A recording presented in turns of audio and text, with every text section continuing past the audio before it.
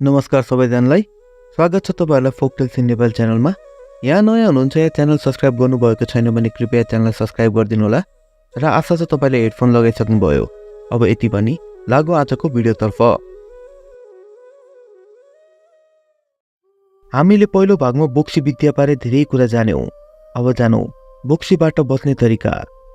दर्शकगण, हामीले कतिपय ठाउँमा स्त्रीहरूले खुट्टामा कालो धागो बाँधेको त देखेका नै होलाौं। आजभोलि यो एक फेसनको रूपमा केटीहरू आफ्नो खुट्टामा बाँध्ने गर्छन्। तर परापूर्व कालदेखि गाउँघरमा स्त्रीहरू खुट्टामा यस्तो कालो धागो बाँध्ने गर्दछन्। यसको एक विशेष महत्व छ। भनिन्छ कि खुट्टामा कुनै स्त्रीले कालो धागो बाँध्दा उनलाई कसैको दृष्टि पर्दैन या सरल भाषामा बुझ्दा कसैको आँखा लाग्दैन। त्यसैकारण कसैको नराम्रो कुदृष्टि नपरोस् भनेर नै धेरै यस्तो गाउँघरमा महिलाहरू खुट्टामा कालो धागो बाँध्ने गर्छन्। यही कुरा बोक्सीको नजरमा पनि लागू हुन्छ। हामीले बोक्सी लाग्दा या भनौं कसैको आँखा लाग्दा स्वास्थ्यमा असर परेको त सुनेकै होलौं। पेट दुख्ने, खान मन नलाग्ने, अपच हुने आदि यही आँखा लाग्नेबाट बच्नको लागि कालो धागो लगाउने गरिन्छ। यही धागोले सामान्यतः आँखा लाग्नु र कहिलेकाहीँ बोक्सी लाग्नुबाट पनि बच्न सकिन्छ। तर बोक्सीको प्रकोपबाट यति गरेर मात्र बाँच्न चाहिँ गाह्रो छ। बोक्सीबाट बच्ने उपाय जान्नुभन्दा पहिले हामीले यो बुझ्नुपर्छ कि बोक्सी भनेको के हो। श्रोतागण, कतिपय मानिसहरूमा यो भ्रम छ कि बोक्सी भनेको कुनै भूतप्रेत जस्तै पारलौकिक जीव हो। यिनीहरूमा रहस्यमय शक्तिहरू हुन्छन् जसले मानिसहरूलाई हानि गर्छन्। तर यो तथ्य पूर्णतया सत्य होइन। बोक्सी वा बोक्सा भनेको कुनै पारलौकिक जीव नभई तन्त्र मन्त्र र यन्त्रमा सिद्धि प्राप्त गरेका अरू सरिने एक मानिस हो। जस्तै धामी झाँक्री हुन्छन् जो वर्षौंको आफ्नो तपस्या र विद्याले तन्त्र र मन्त्रलाई सिद्ध गरेर असीमित र रहस्यमय शक्तिहरू प्राप्त गरेका हुन्छन्। त्यस्तै बोक्सीहरू पनि आफ्नै तरिकाले विभिन्न शक्ति र रहस्यमय अनुष्ठानका ज्ञातक हुन्छन्। बोक्सी जो कोही पनि हुन सक्छन्। विश्वास गर्नुहोस् या नगर्नुहोस्, बोक्सी विद्या जानेका तपाईकै परिजन, दिदी, भाउजू, सासू, मितिनी, फुपू, माइजू या तपाईकी आमा पनि हुन सक्छिन्। यो त भयो महिला संगत कुरा। त्यही बोक्सी विद्या जान्ने कोही पुरुष पनि हुन सक्छन्। तिनीहरू तपाईकै काका, फुपू, भिनाजू, भाइ, भतिज, ससुरा जो पनि हुन सक्छन्। जस्तै सबैको भलाइ गर्नलाई धामी झाँक्रीले आफ्नो विद्याको प्रयोग गर्छन् र जग परिचित हुन्छन्। त्यस्तै बोक्सी विद्या भनेको एक गोप्य विद्या हो या भनौं स्वार्थी विद्या हो। त्यसैले यो बोक्सी विद्या जान्नेहरूले कहिले पनि आफूले जानेको विद्याको बारेमा अरूलाई थाहा दिँदैनन्। यो बोक्सी जान्नेहरू केवल आफैमा या भनौं आफ्नै संगठनमा मात्र परिचित हुन्छन्। यो बोक्सी विद्या आफ्नै स्वार्थ पूरा गर्नको लागि मात्र प्रयोग गरिन्छ। त्यसैले जसले यो विद्या जानेका हुन्छन् तिनीहरूले आफ्नै लोभको लागि अरूलाई हानि र कष्ट पुर्याइरहेका हुन्छन्। केही उदाहरणमा हामीले गाउँघरमा कसैलाई बोक्सीले बाण हानेर मार्यो, बोक्सी लागेर स्वास्थ्य बिग्रियो, घरमा सुख शान्ति भएन, पालुवा पशुवस्तु बाली नालीको हानि भयो आदि जस्ता कुरा सुन्नमा पाउँछौं। यही कारण यो बोक्सी विद्या गोप्य विद्या हो भनिन्छ। र यदि कसैले कोही व्यक्ति बोक्सी वा बोक्सा हो भन्ने थाहा पाए भने उनीहरूलाई हानि गरेको भनेर जस्तो पनि गर्न सक्छन्। र यदि कुनै जान्ने धामी झाँक्रीले बोक्सीको बारेमा थाहा पाए भने आफ्नो विद्याले त्यो बोक्सीको सबै ज्ञान नाश पनि गरिदिन सक्छन् भनेर पनि आफू बोक्सी विद्या जानेको भनी मानिसहरू गोप्य बस्ने गर्छन्। यो धामी झाँक्री र बोक्सीको लडाईँ परापूर्व कालदेखि नै चल्दै आएको छ। शक्तिको प्रदर्शनीमा को बलियो भन्ने होड चलि नै रहन्छ। अब हामीले यति त जान्यौं कि बोक्सी कुनै अदृश्य या पारलौकिक जीव नभई तपाई हामी जस्तै सामान्य मनुष्य हो। तर केही विशेष मन्त्र र ज्ञानले उनीहरूले रहस्यमय शक्तिहरू पाएर अरूलाई हानि गर्ने गर्छन्। तर प्रश्न यो छ कि बोक्सी लाग्दा मानिसहरूले कसरी कष्ट भोग्छन्?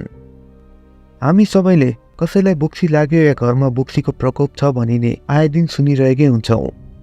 त्यो कसरी हुन्छ त? बोक्सी कसरी र किन लाग्छ त? आउनुहोस् अब यसबारे जानौं।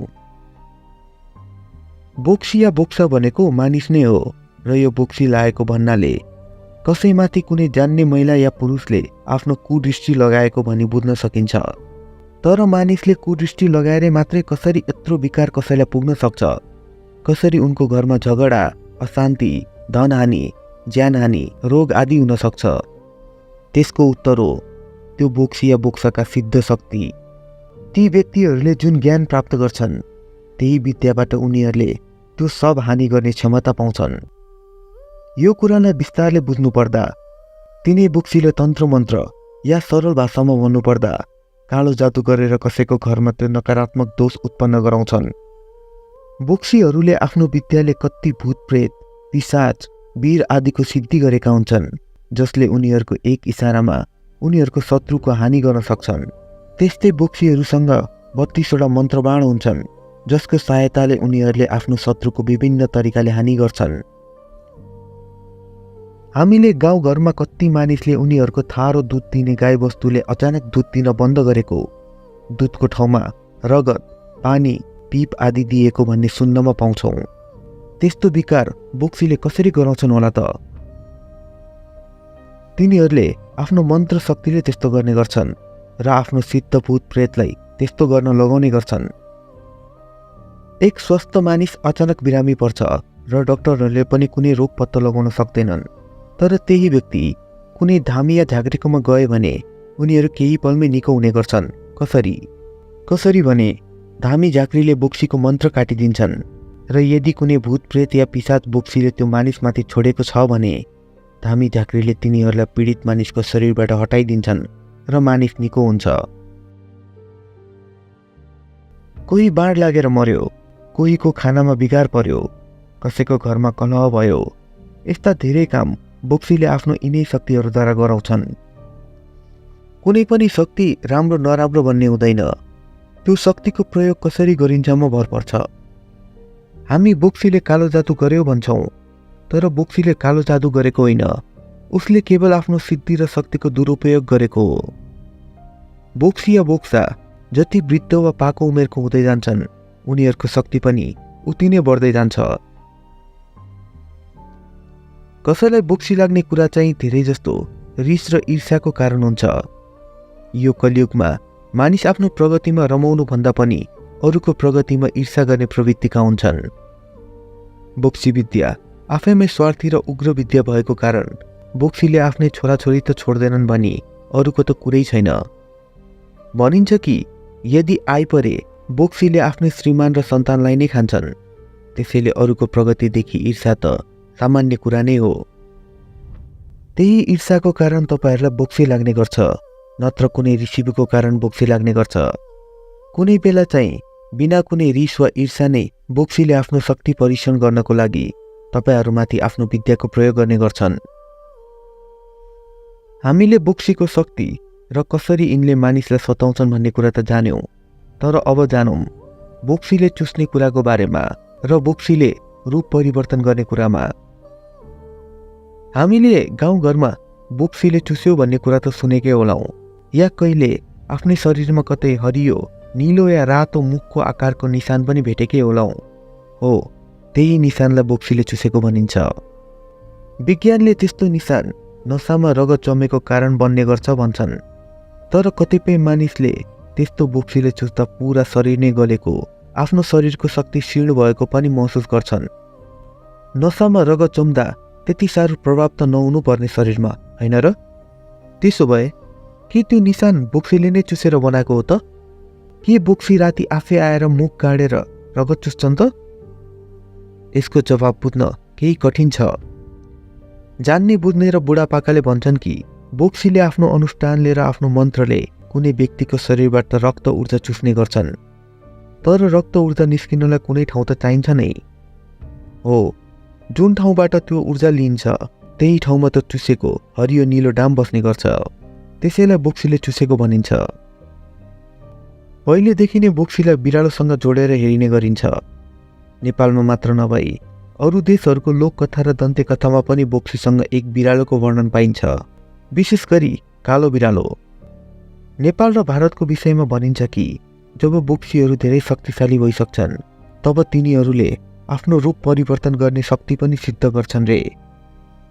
बिरालो मात्र नभई तिनीहरू जुनसुकै जनावरको रूप पनि लिन सक्छन्, तर भनिन्छ कि विशेष गरी बोक्सा या बोक्सीहरू बिरालोकै रूप लिने गर्छन् र यदि कुनै बोक्सी बिरालोलाई डोकोले छोप्न सकियो भने त्यो बोक्सी त्यस डोकोबाट निस्किन नसकी आफ्नो असली रूपमा आउँछन् रे। हामीले बोक्सीको विद्या, उनको शक्ति, बोक्सीले मानिसलाई कसरी सताउँछन्, रगत कसरी चुस्छन् र आफ्नो रूप बदल्ने बारे त बुझ्यौं।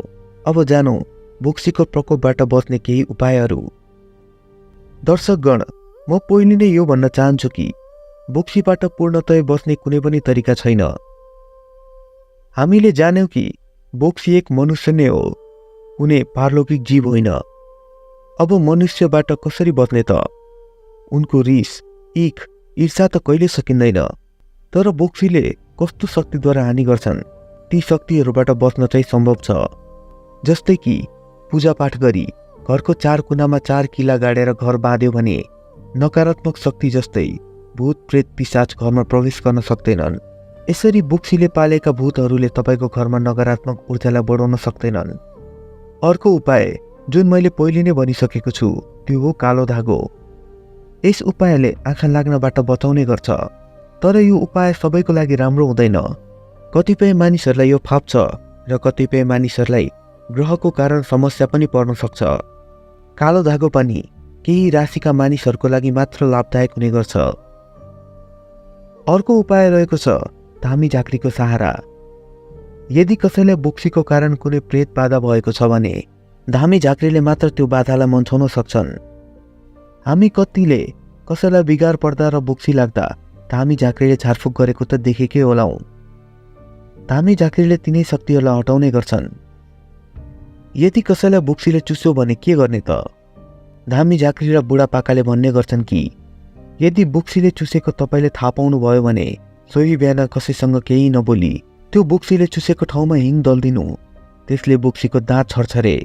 या भनिन्छ कि राति सुत्नु अघि तोरीको तेल तताएर शरीरको हरेक अङ्गमा लगाएर सुत्दा बोक्सीले तपाईको रगत चुस्न सक्दैन।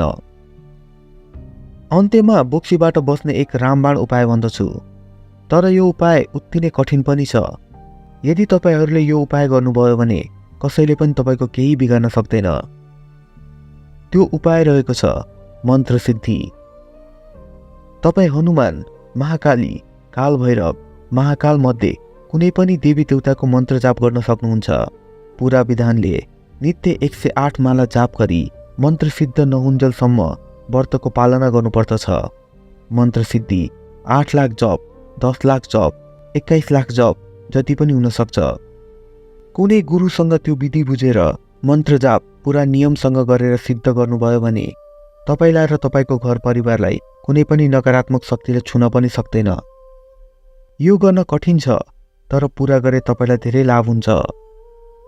भनिन्छ नि हनुमानको नाम सुनेरै भूत प्रेतहरू भाग्छन्। त्यसैगरी भैरव र महाकाली पनि प्रेतहरूको अधिपति हुन् र यिनै देवी देवताहरूको मन्त्र सिद्धि गरे तपाईको जीवनभर कुनै पनि प्रेत बाधाहरूले तपाईको केही बिगार्न सक्दैन। यो थियो बोक्सी विद्याबाट बच्ने केही जानकारी। आशा छ तपाईलाई मन पर्यो होला। यस्तै जानकारी र बोक्सी र अरू कथाको साथ फेरि भेट्ने बाचाको साथ आजलाई बिदा माग्दछु। धन्यवाद।